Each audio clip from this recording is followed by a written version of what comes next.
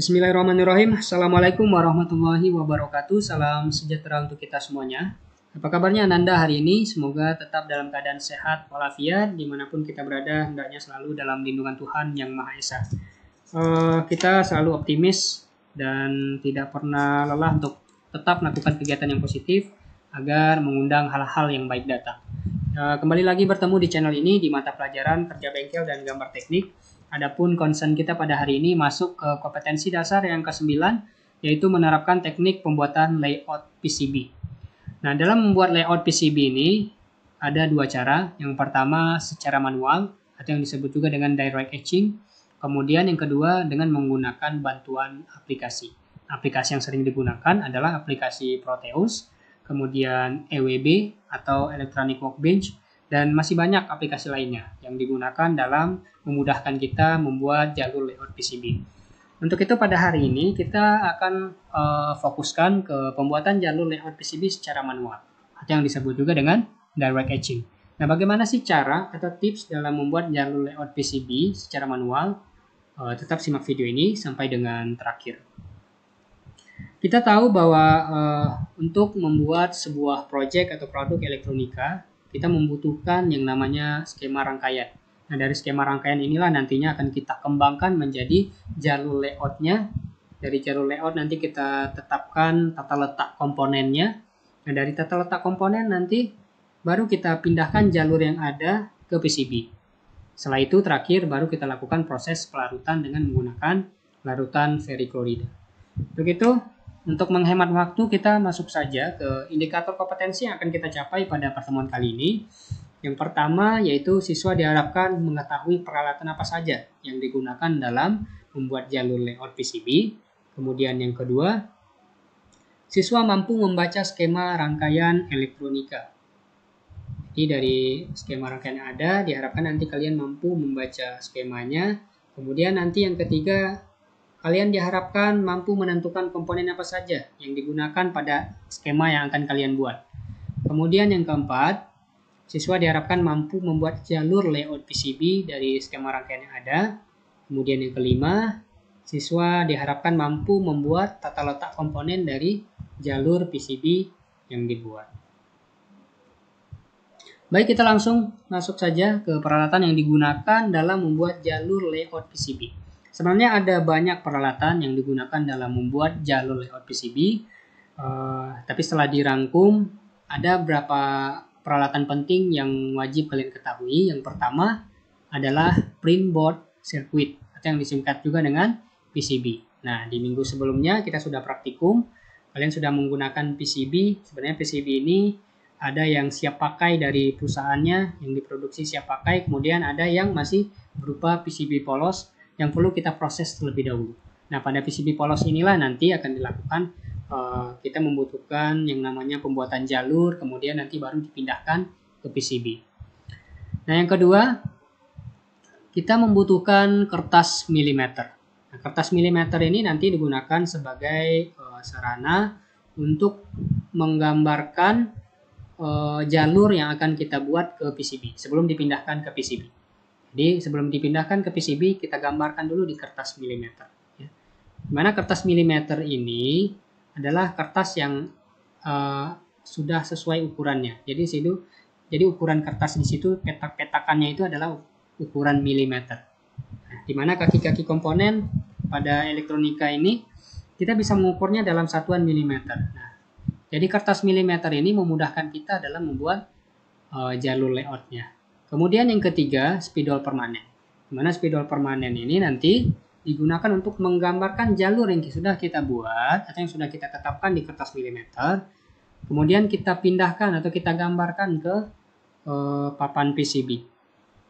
Dan yang keempat, setelah kita pindahkan jalur tersebut ke papan PCB, kita akan melakukan proses pelarutan. Proses pelarutan ini menggunakan larutan ferrichloride. Nah, perlu kita perhatikan bahwa larutan ferrichloride ini limbahnya dapat merusak lingkungan. Untuk itu kita perlu menerapkan konsep kesehatan dan keselamatan kerja, di mana limbah ini nanti tidak boleh dibuang ke sembarang tempat, karena dapat merusak lingkungan.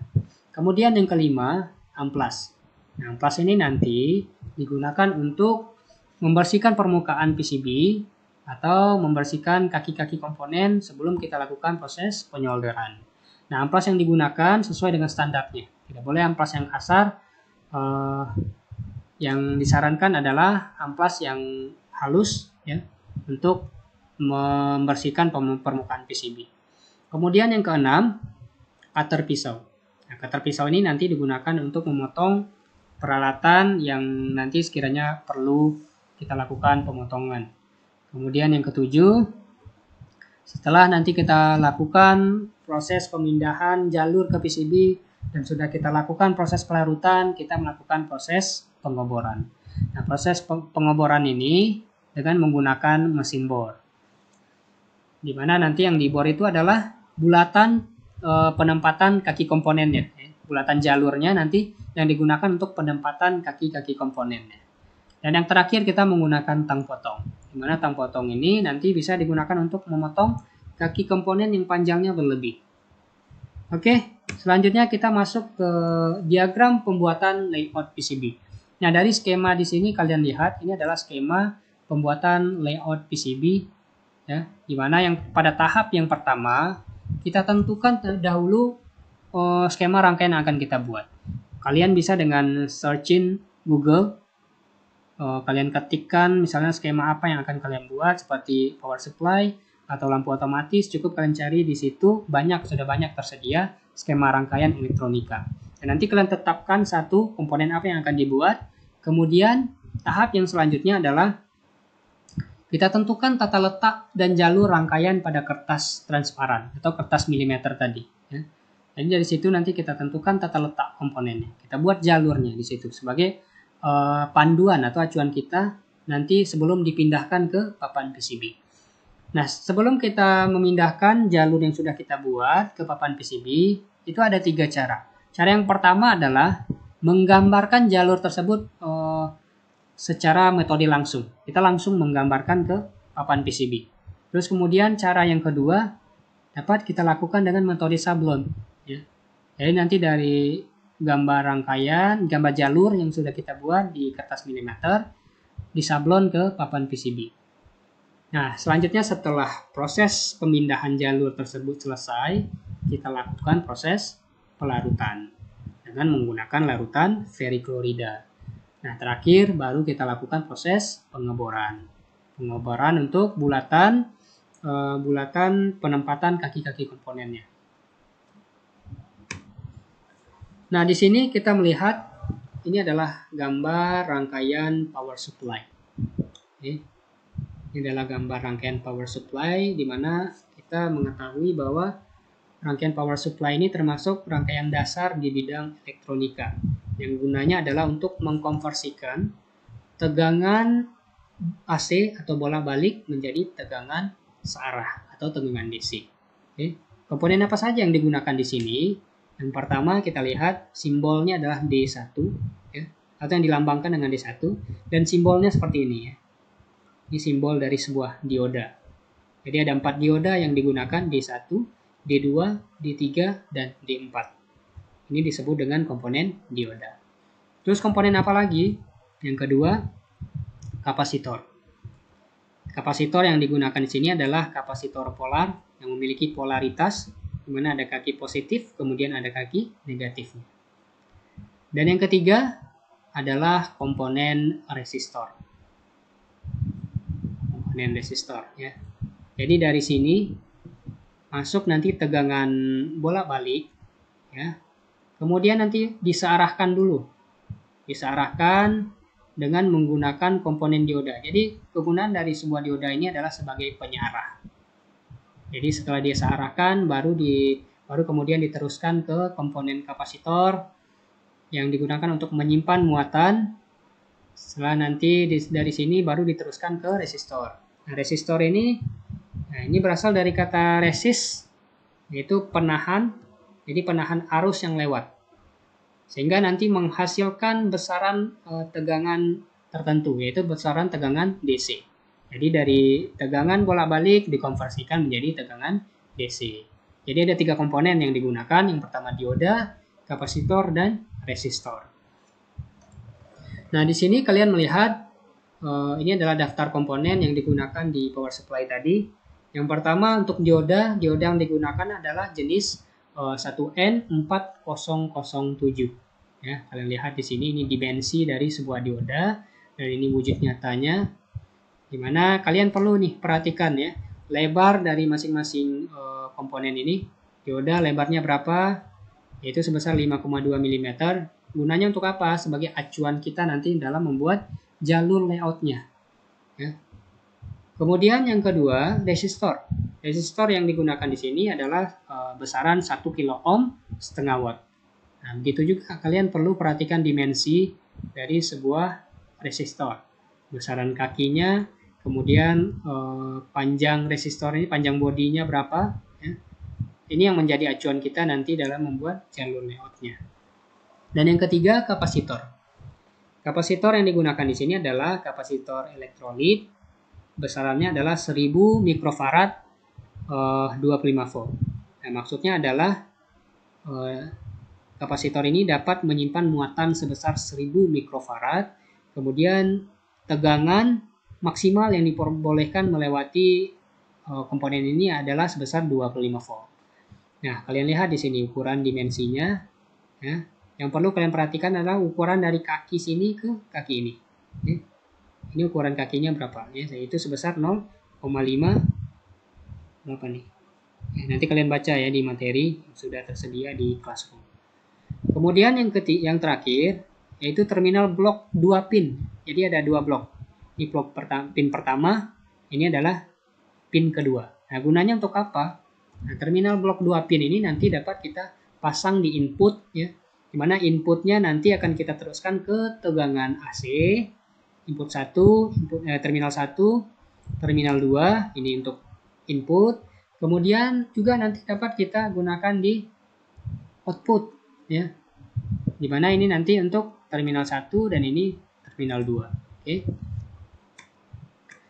Nah, dari skema rangkaian tadi kita dapat membuat jalur layoutnya. Dari dimensi komponen, dari ukuran komponen, kemudian kita dapat membuat jalur layoutnya. Nah, seperti ini. Ini adalah inputnya, kemudian ini adalah outputnya. Nah, ini outputnya. Ini adalah D1 atau dioda 1, kemudian ini dioda 2 sampai dengan dioda 4. Oke, yang perlu diperhatikan dalam membuat jalur ini adalah yang pertama tidak boleh jalur ini tidak boleh membentuk sudut 90 derajat. Kalian lihat di sini ini dibuat lengkungan ya, untuk menghindari pembentukan sudut 90 derajat. Kemudian nanti untuk dimensi komponen yang panjang seperti dioda dan resistor, jalur boleh melewati bawah kaki komponen atau melewati bawah komponen seperti ini, dari input melewati bawah D1. Ini adalah D1. Oke. Nah, kemudian dari tampak depan nanti baru kita tentukan tampak belakangnya. Oke.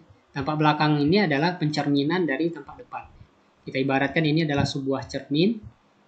Kemudian jika kita buat jalur tampak belakangnya, maka terlihat seperti ini. Ya.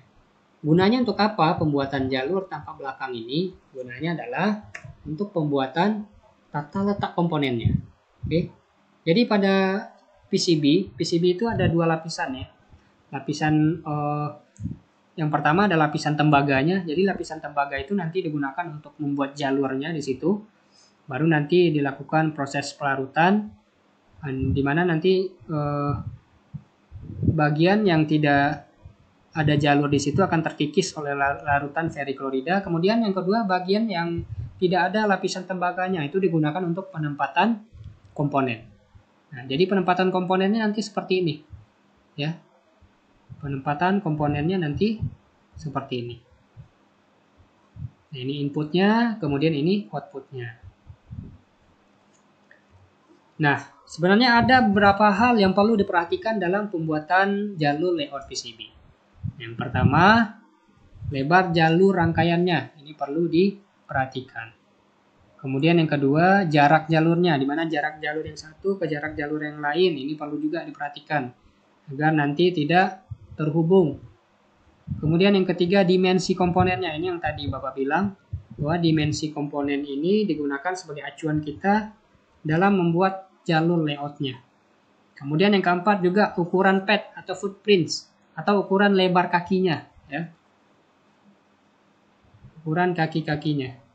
Kemudian yang kelima juga ukuran matabornya harus disesuaikan dengan ukuran kaki komponen. Dan keenam yaitu bentuk jalurnya. Karena bentuk jalur yang disarankan tadi tidak boleh membentuk sudut 90 derajat, kemudian tidak boleh bertabrakan, dan terakhir juga jalur itu boleh melewati kaki komponen, ya.